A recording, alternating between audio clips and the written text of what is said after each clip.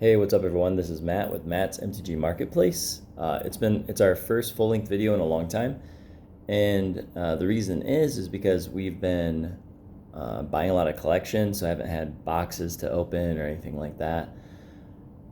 And the collections I'm buying is nothing like big or showy or fancy. They've just been small flips into growing what I have for sale and buying low, selling high, but on smaller margins, so those ones aren't really worth a video. But this one's pretty cool because there's some higher end things in here. There's some really cool vintage stuff.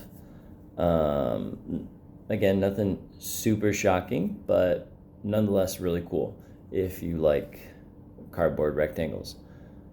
But the other reason why I decided to do this one is because where it came from. So I'm just going to be flipping through. This is all $3 through higher end, and what I'm going to do is I'm just going to be flipping through so you can just see the cards that are in this pile, and then as we get to the better ones we'll start talking about the cards themselves. But I'll tell you kind of the story of how they came across these. So these cards come from what you call a veteran Magic the Gathering player here in Malaysia. He's been playing for a long time. I think from back in the 2000s, maybe even the 90s, and he played competitively. There's like a group of Magic players here that used to go, and they'd be sponsored by shops, and they would go and compete and share the prize pool. And so he finally was quitting, and he just wanted a hassle-free transaction.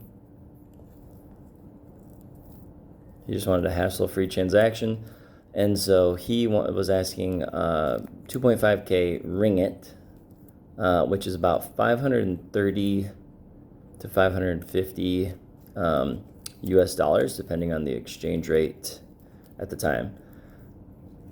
So I decided to say, hey man, I'm interested. Can you bring him to a convention I'm at in the city center? And he said, yeah. So we met up. I looked at it for a couple minutes and I said, yep, we'll buy it. So it was cool. He told me about his family,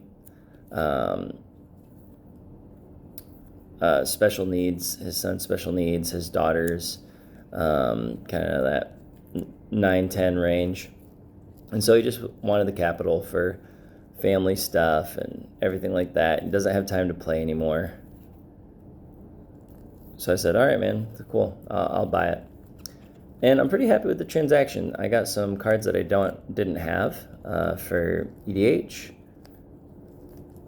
I got some staples that I do have copies of, so I want to sell those. Yeah, so overall, I feel like it was a good buy. And the value's there. I feel like I'll be able to probably flip pretty easy the things I don't need copies of. Like, for example, these lands. I just need to go into my database, and if I don't already have them in my to-play boxes, I'll just keep 1 or 2 copies and then sell the rest. Or some of these older foils, some foil collectors can sell them. So it's like $10, but I feel like I can let those go. Those are the neighbors you hear in the background, so don't mind them. Dragon Roost, Deathrite Shamans. Yeah, so it's a good mix of ages too. There's vintage stuff, there's the middle years, 2010s range.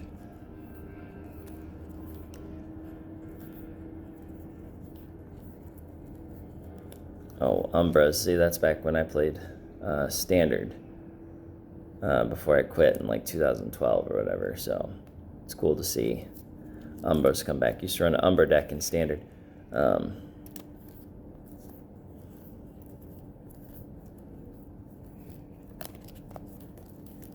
Yeah, so just some lands, angels, send triplets.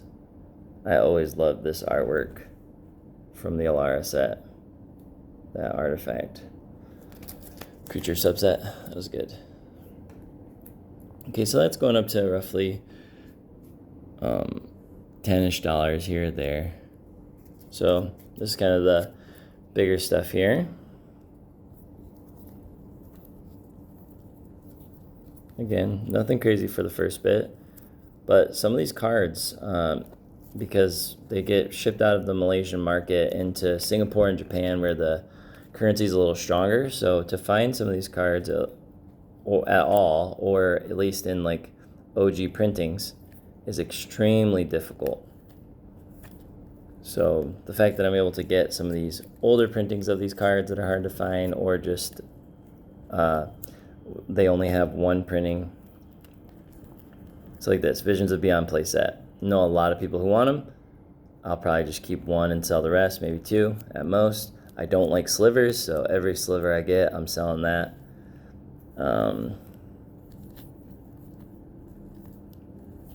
Yeah, let's keep going. Playset of Splinter Twins. It's pretty cool.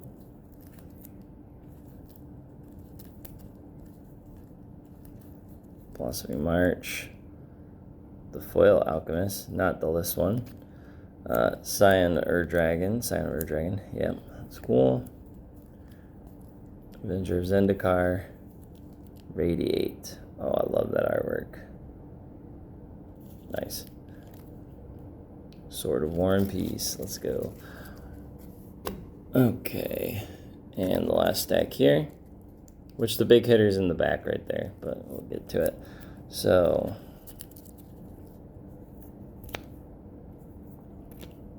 nice and limited Soul Ring. Yeah, it's dirty, but I'll just play with it. That's all that means. Architects. I love me some 7 Dead foils. I pulled some from my own packs last year, which is also on the YouTube channel. I think the best one I pulled is from 7th Ed. I think I pulled a Rampant Growth, which was like $90 at the time. Soldevi Excavations.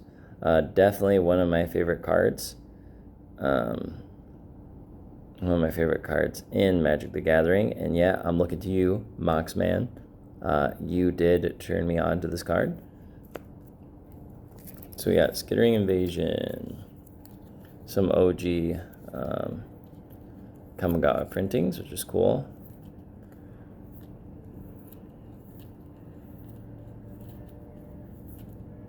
Oh, yeah. Just love those OG foils. That's in my Pauper Sliver deck, actually. But I only have one foil, so I'll just sell it. Alright. Strip Mine. Pretty good condition. Add it to my binder. You can see my extraplanar lens was a OG Mirrodin box I actually opened up a couple months ago and pulled mine, so got another one to sell.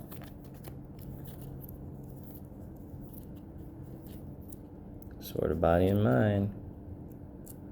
Foil, foil, Time Warp.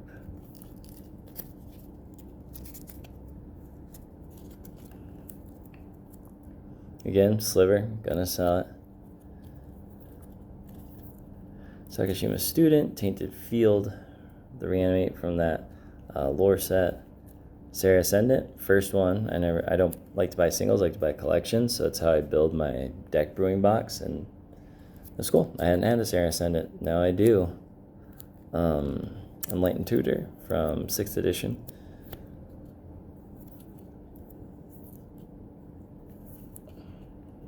I used to have play sets of this from when I played Standard. I don't know, I think I had 4 or 5 play sets that I actually opened just from drafting boxes. Grows a nice fork.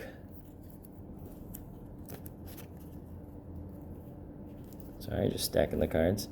Tainted Peak. Nykthos, Shrine to Nyx.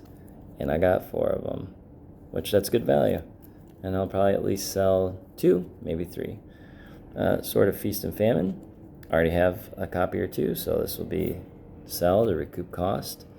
Ristic Study. This is actually my first Ristic Study. Again, I only started Magic back in August, and I've only been buying collections to build my personal collection and to flip into more collections. Now, Ristic Study was a card I made a rule about, which was I will not keep a single copy of Ristic Study till I got it in a collection buy. And this is the first time in the 12 to 13 collections I bought that had a heuristic study still in it. And it's not the prettiest, but it ain't the worst. But yeah, so my first heuristic study. Now when I open them in Wilds of Eldraine packs for sealed nights and stuff like that, I can keep it. And there's a very expensive Bear Umbra, 60 USD, 50 to 60 USD. And Replenish.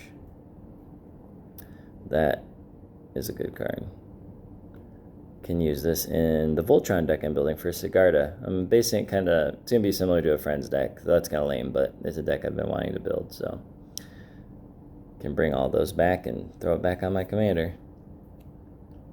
And then a foil Anger, which is nice. I have a bunch of non-foil ones, so I'm debating selling all my non-foil ones, and then just keeping this one. Unsure. Tell me what you think in the comments. Should I let go of this OG foil or keep it? And the last one is a Sliver Queen.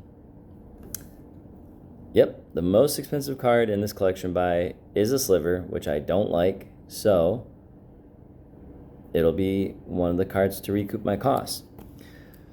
So this collection,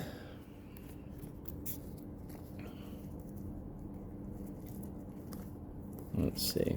So this collection cost again about 530 to 550 USD, and just these 250 cards, ranging from $3 to the $330 range, it came out to 2.5K USD. So I paid 2.5K ringgit, which is 500 and let's just say 550 on the high end right now, and valuation at 2.5K USD. So overall, I 5x my money on investment, and I got an RL card I want to play. I got an RL card I want to sell. So I think I did pretty good here. All right, let me know what you think in the comments, and I'll catch y'all on a flip.